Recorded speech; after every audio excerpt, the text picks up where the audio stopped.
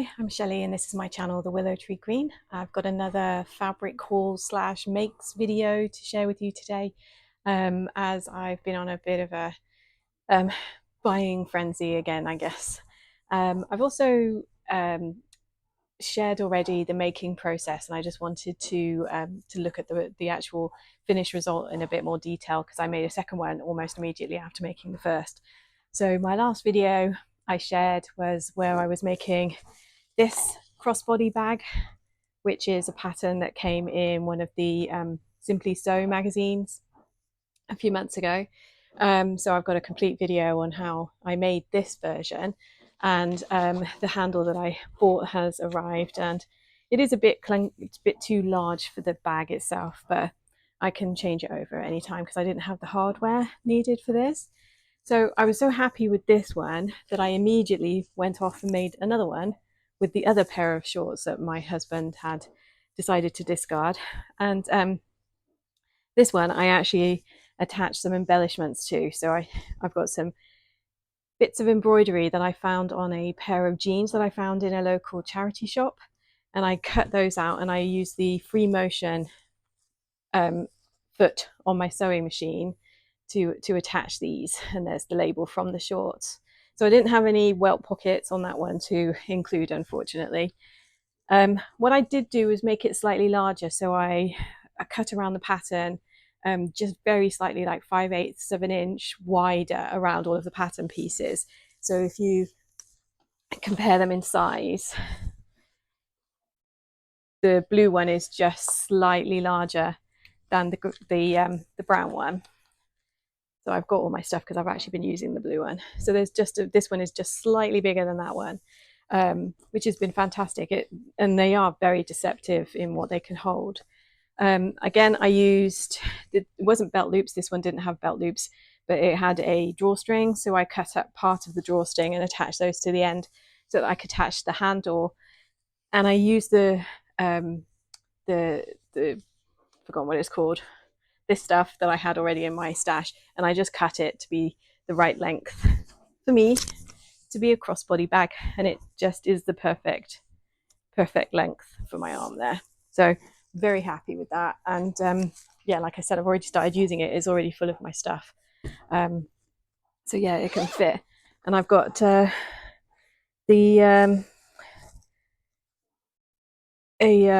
Dr. Seuss fat quarter as the lining in that one. So yeah, it holds an absolute shed load of stuff. So very happy with that.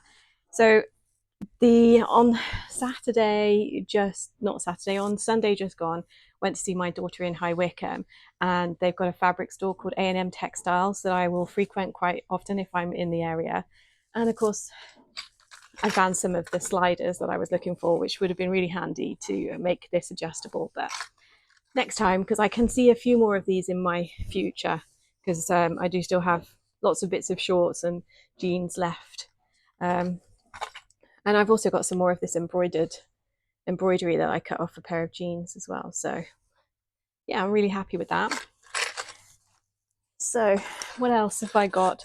I got another order from Simple Life Fabrics, because she posted up on her Instagram page that she had a few new jerseys in, and I couldn't resist. So you can see them back here. So the first is this viscose jersey, which is in this, they look like pansies, I guess, to me. And it's like watercolor paintings. And I'm pretty sure I picked up, it was either 2.5. I had whatever she had left. So I think it was 2.5 meters. And it's lovely drapey fabric. And also, while I was in High Wycombe and in A&M Textiles, I picked up some black ribbing. So I've got a meter of that because I make quite a few t-shirts and t-shirt dresses, and they're usually quite dark. So black ribbing I thought would be perfect. And then I was thinking of making a t-shirt dress probably with the black ribbing around the neck and sleeves. And so yeah, really like that. Lovely and drapey. I will show you the little bag that Sarah included in the parcel, but I've already used it for some of my stuff. So it's over there somewhere and I don't know where. So that's a future project in the making. I also got this because this is what really prompted me. more than the other.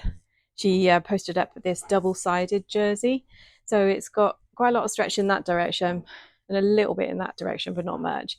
And it's got these stripes, and it's grey background with pink and yellow stripes on it.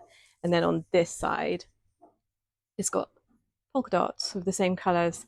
And I just love that. And I love the idea of giving the two a go. And I've got a few pattern options for this.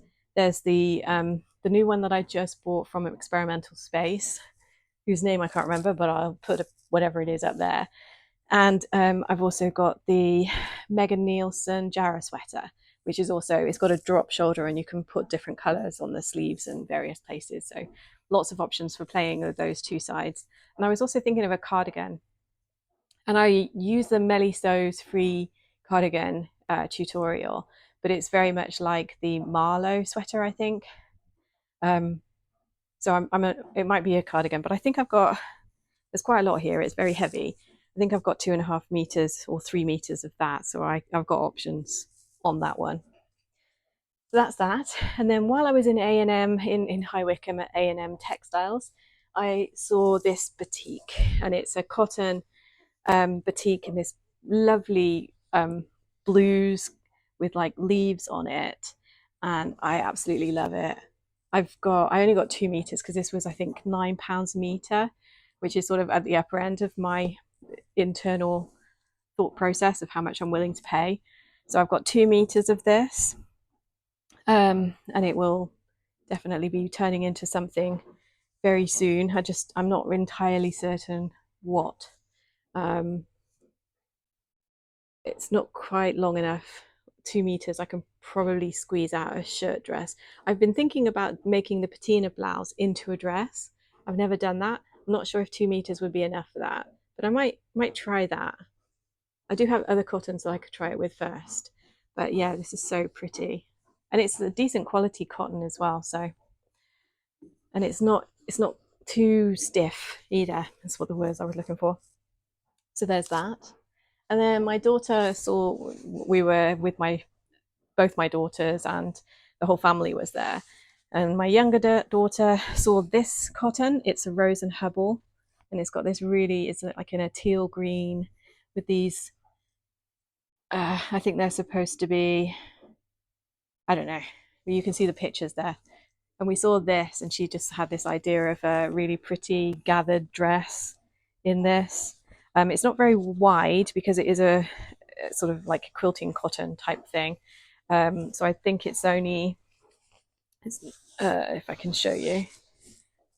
So is that the width? That's the length.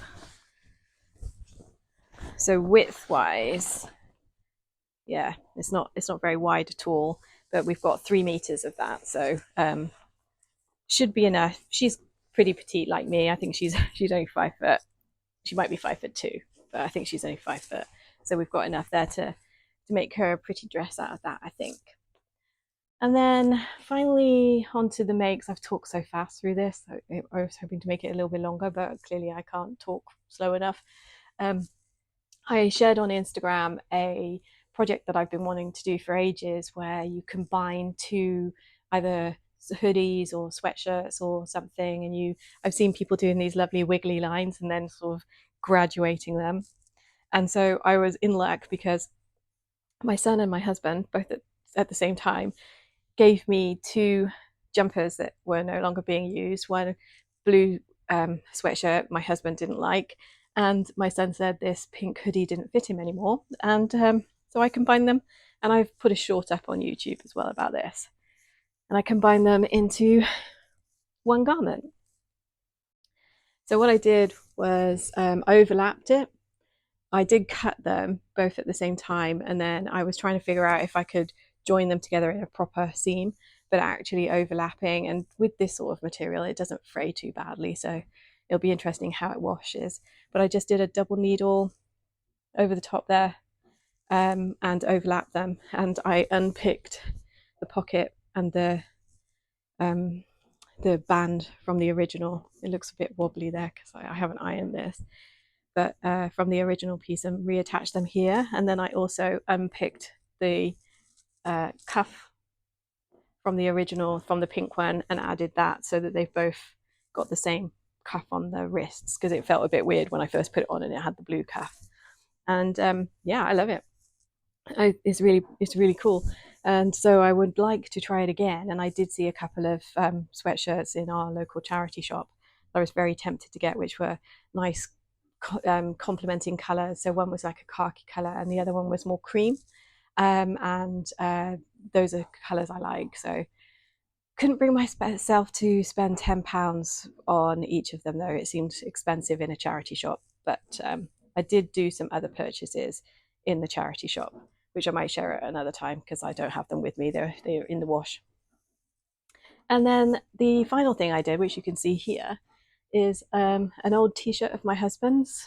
I wanted to do this other thing. It's kind of like reverse applique, but not, I guess. I had these strips of fabric from a Minerva scrap bag, and I just wanted to try just altering the t-shirt a bit. It looks great on the mannequin. When I put it on, not so much, because I'm bigger than my mannequin, unfortunately.